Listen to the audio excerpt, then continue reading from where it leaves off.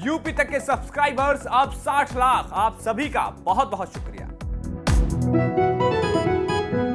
ये जो लोग कयास लगा रहे हैं, जो फेसबुकिया ज्ञान आ रहा है कि व्हाट्सएप यूनिवर्सिटी में जो फॉरवर्ड हो रहा है कि मुस्लिम वोट बट रहा है, ये एकदम मेरी समझ से, मैं तो बहुत छोटा पत्रकार हूँ यहाँ का, लेकिन मेरी समझ से ये है कि बिल्कुल कोई बिखराव नहीं हो रहा है। 10-15%, 20% तक भी मैं मान सकता हूँ कि आजमगढ़ की जो सदर लोकसभा, उसमें 5 विधानसभा आते हैं, मुस्लिम वोट उनको दे रहे होंगे, लेकिन बड़ी संख्या में मुस्लिम वोट समाजवादी पार्टी के खाते में है, यानी धर्मेंद्र यादव के खाते में। नमस्कार, मैं हूं राजीव कुमार और इस वक्त आजमगढ़ में उपचुनाव खत्म हो चुका है।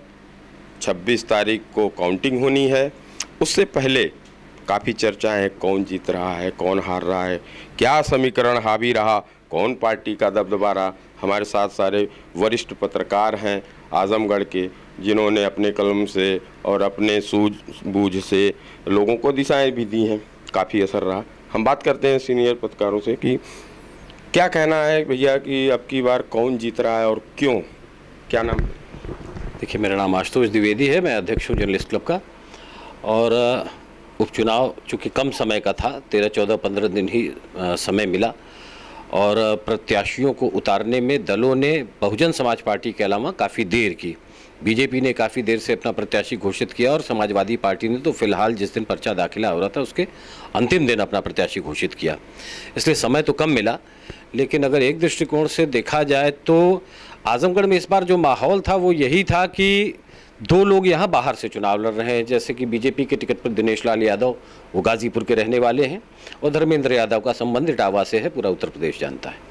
तो लोगों का जो रुझान इस बार था वो ये था कि उनको लोकल में वोकल ढूंढ रहे थे वो, और बीएसपी के जो उम्मीदवार थे इस पैमाने पर थोड़ा सा उनको एडवांटेज था, ये रहा है। और अगर ये एडवांटेज वोटों में तब्दील होता है तो मुझे लगता है कि बीएसपी ये सीट निकाल सकती है। समाजवादी पार्टी का दावा है कि उनका गढ़ है। ठीक है, सही बात आपने कहा। और बहुजन समाज पार्टी के जो प्रत्याशी हैं वो कहते हैं मेरा घर है। दिनेश लाल यादव कहते हैं डबल इंजन।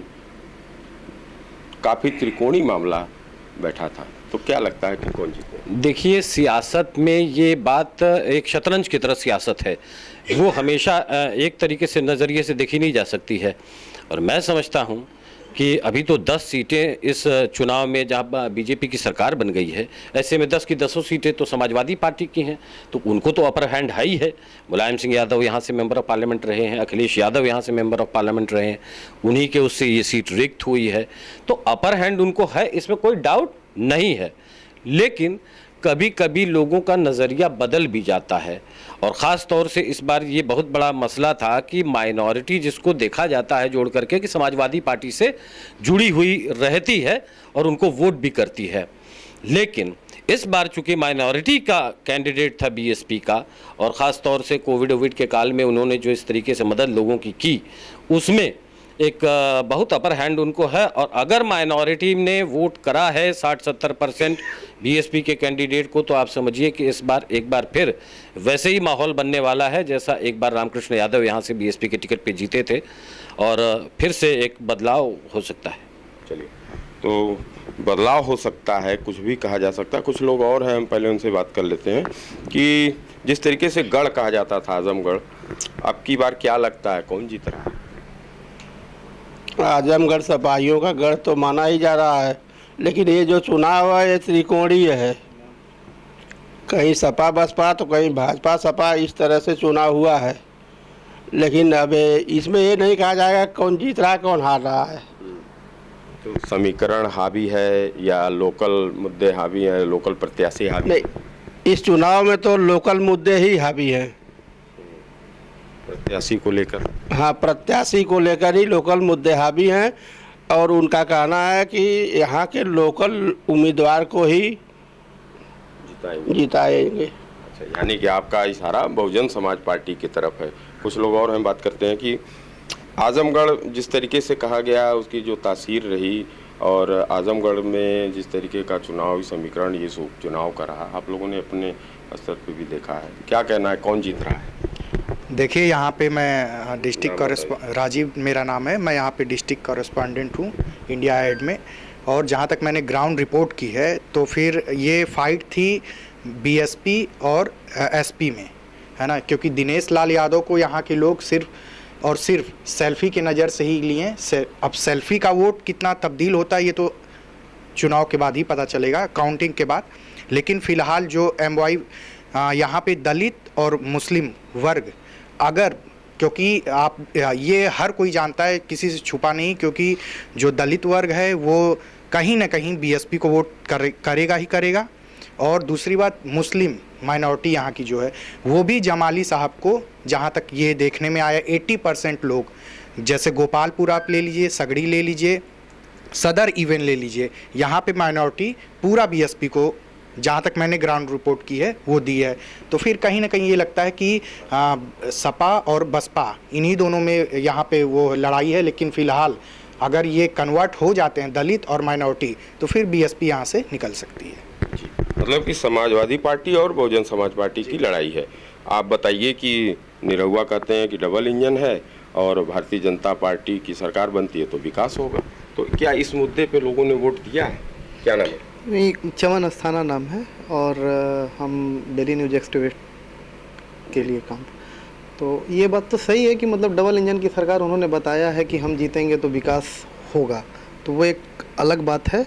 लेकिन सही मायने में यहाँ की जनता अब क्या करती है, दिनेश लाल यादव को डबल इंजन की सरकार को बनाती है या फिर गुड्डू जमाली के ऊपर जाती है, वो पूरा का पूरा भी माइनॉरिटी और क्या कहते हैं दलित पर भी वो करता है, डिपेंड है। लेकिन ये अभी आपके एनर्जी में नहीं आया कि कौन जीत रहा है कौन हार रहा है? अभी तो वो खैर बंद बक्से में ही पड़ा हुआ, पता चलेगा। चलिए, कुछ लोगों और मैं बात करता हूँ कि जिस तरीके का आजमगढ़ की एक पहचान रही और आजमगढ़ से काफ़ी लोगों को नसीहतें मिली, यहाँ से हर चीज़ रही, इस उपचुनाव में बड़ा त्रिकोणीय मुकाबला आखिर क्यों? क्या नाम है? मेरा नाम अभिषेक पंडित है, मैं थिएटर आर्टिस्ट हूँ।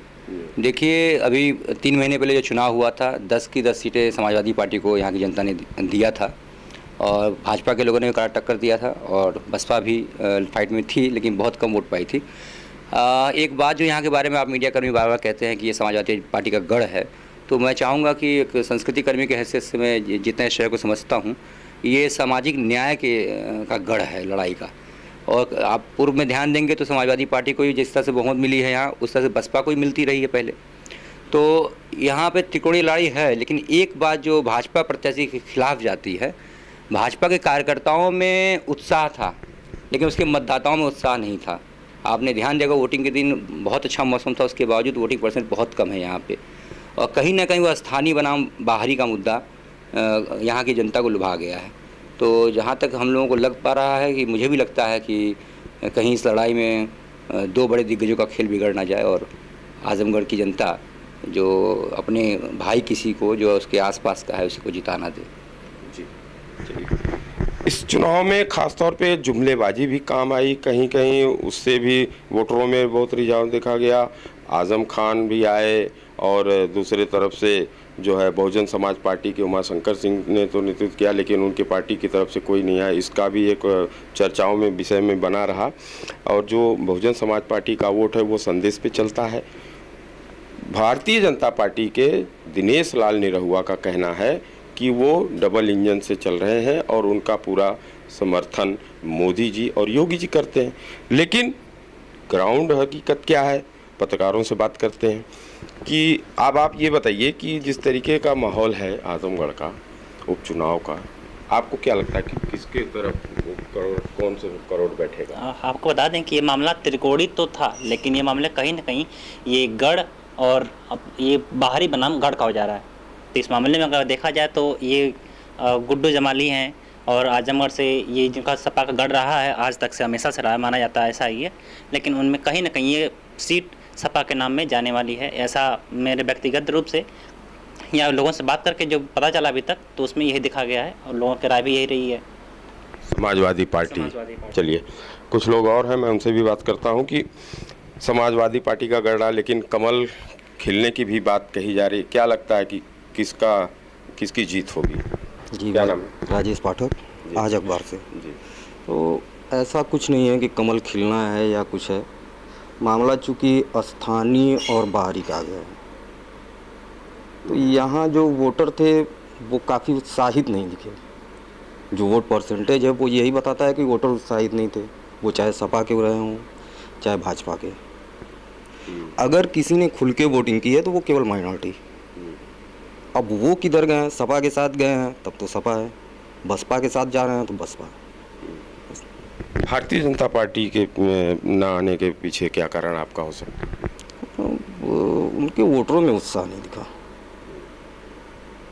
वोटरों में उत्साह की कमी भाजपा के न आने का सबसे बड़ा कारण। वोटरों का जी, वोट परसेंटेज, इसीलिए वोट परसेंटेज काफ़ी डाउन है। 50% से कम वोटिंग, इसका मतलब कि कहीं ना कहीं वोटर निकले नहीं हैं, क्योंकि मौसम काफ़ी खुशगवार था। मौसम ठीक था, मौसम बहुत बढ़िया था। दोपहर बाद से तो मौसम काफ़ी अच्छा हो गया था, लेकिन वोटर निकले नहीं। तो आपने देखा कई लोगों से बात किया है कि जिसमें ये कहा जा रहा है कि 26 को तो नतीजा आना ही आना है, लेकिन कंक्लूजन कि ऊँट किस करवट बैठ रहा है ये अभी तय करना बड़ा मुश्किल है। उसके पीछे चाहे वोट परसेंटेज कह लीजिए या समीकरण की बात कर लीजिए। हमारे साथ कुछ और वरिष्ठ लोग हैं, बात करूँगा कि किस करवट बैठेगा ऊँट। क्या नाम है? मेरा नाम राजेश मिश्रा है, मैं जर्नलिस्ट क्लब में वाइस प्रेसिडेंट हूँ और डिजिटल प्लेटफॉर्म पर मीडिया चैनल है नेशनल कवरेज, मैं उसके साथ जुड़ा हूँ। देखिए, जितने लोगों ने यहाँ राय दी उसमें एक बात तो ठीक है कि बाहरी बनाम लोकल का यह जो मामला है, लेकिन ये जानिए कि यहाँ पर कुल के बावजूद ये जो लोग कयास लगा रहे हैं, ये जो फेसबुकिया ज्ञान आ रहा है कि व्हाट्सएप यूनिवर्सिटी में जो फॉरवर्ड हो रहा है कि मुस्लिम वोट बट रहा है, ये एकदम मेरी समझ से, मैं तो बहुत छोटा पत्रकार हूँ यहाँ का, लेकिन मेरी समझ से ये है कि बिल्कुल कोई बिखराव नहीं हो रहा है। 10-15%, 20% तक भी मैं मान सकता हूँ कि आजमगढ़ की जो सदर लोकसभा उसमें 5 विधानसभा आते हैं, मुस्लिम वोट उनको दे रहे होंगे, लेकिन बड़ी संख्या में मुस्लिम वोट समाजवादी पार्टी के खाते में है, यानी धर्मेंद्र यादव के खाते में। दूसरी बात, जो ये भी दावा कर रहे हैं कि दिनेश लाल यादव के लड़ने से यादव वोट बट रहा है, तो ये तो मान के चलिए कि 90% यादव सीधे सीधे धर्मेंद्र यादव के पाले में है। एकदम इसमें कोई इफ बट नहीं है। अब कुछ मिरेकल हो जाए, कुछ ऑर्थोडॉक्सली कोई चेंज हो जाए तो मैं उसकी बात नहीं करता हूँ, लेकिन जो आदमी से आप एक अनौपचारिक बात, अब आप कैमरा लगा के बात करते हैं तो लोग कुछ और बोलते हैं। आप चाय की दुकान पर खड़े हो जाइए, पान की दुकान पर खड़े हो जाइए, जो अनऑफिशियल आदमी बात करता है उसमें सीधे सीधे यही सीन है, मुसलमान और यादव गए हैं धर्मेंद्र यादव के साथ। इसके अलावा समाजवादी पार्टी के खाते में कुछ फुटकर वोट भी हैं जो कास्ट से इतर हैं। मैं कम से कम 10 पंडितों के गांव गिना सकता हूं जो पूरी तरह से totally they are dominated to Samajwadi Party, या चक्रपानपुर वाला बेल्ट है, 10 गांव आप गिन लेंगे जो समाजवादी पार्टी के साथ हैं। रानी की सराया शहर के आसपास सदर विधायक हैं यहाँ, जैसे अगर आप क्या लगता है कि सिर्फ एक जाति से तो वो विधायक हुए नहीं होंगे, समाजवादी पार्टी के विधायक हैं, 9 बार हैं। तो मेरा ये कहना था कि थोड़े थोड़े हर बिरादरी का वोट मिला है। वो कम मिला होगा, 100 मिल सकता है, 500 मिल सकता है, लेकिन पंडित का भी मिला है, भूमियार का भी मिला है, अन्य जातियों का भी मिला है, और बाकी जो उनका पूरा वोट बैंक है वो मुस्लिम और यादव, वो धर्मेंद्र यादव के साथ गया है। अगर ये जो बात हो रही कि अपर हैंड मुस्लिम और लोकल इतना ही अगर होता उनके साथ तो उनको जीत जाना चाहिए था मुबारकपुर विधानसभा। अब ये होगा, अब आप उसको तर्क दे सकते हैं कि वो IM से थे तो वो नहीं मिला, 2 बार के पहले में 2 बार में थे और 2 बार के विधायक थे, या ये आप कह सकते हैं कि दलित वोट नहीं था। तो इनके साथ जो गुड्डू जमाली के साथ हैं वो निसंदेह जो पूरा वो है क्या दलित वोट है बैंक है वो उनके साथ है। मुस्लिम वो खींचे होंगे 10%, 15%, 20%, इससे ज़्यादा मुझे नहीं लगता खींचे। And last but not least कि ये जो हो रहा है कि उन्होंने कोविड में बहुत कुछ किया है, फेसबुक पर तमाम उनके समर्थकों ने लिखा है, ऑक्सीजन बांटा है, तो इतिहास भारत के नेशनल पर्सपेक्टिव में उठा के देख लीजिएगा कि कितने लोगों ने कोविड के समय कितने ही लोगों की मदद की है और उसके बाद उनके साथ क्या हुआ है। हम लोग उस देश में हैं जहां नेकी कर दरिया में भी डाला जाता है और यहाँ से हटा दिया जाता है। दरिया में डाल के दिल और दिमाग से कंट्रोल अल्ट डिलीट दबा दिया जाता है, परमानेंटली ख़त्म हो जाता है। तो ये याद रखने वाली बात नहीं है। अगर इतना याद रखने वाली बात होती तो रानी लक्ष्मीबाई के जन्मस्थली पर गोबर नहीं पाथा जाता भारत में, तो ये सब कोई माने नहीं रखता। मेरे हिसाब से समाजवादी पार्टी और बसपा में टक्कर है निसंदेह, और स्टिल धर्मेंद्र यादव का अपर हैंड है। और अगर मेरी व्यक्तिगत राय है कि धर्मेंद्र यादव चुनाव जीत सकते हैं या जीत रहे हैं। बहुत बहुत शुक्रिया। तो कुल मिला के मिले जुले पत्रकारों से जो समीक्षाएं की गई, जो उनका एक निष्कर्ष निकाला गया, उसमें अभी भी त्रिकोणी ही मामला समझ में आया लोगों को, और शायद यही हम अपने दर्शकों तक अभी तक पहुंचा पा रहे हैं। राजीव कुमार, आजमगढ़, यूपी तक।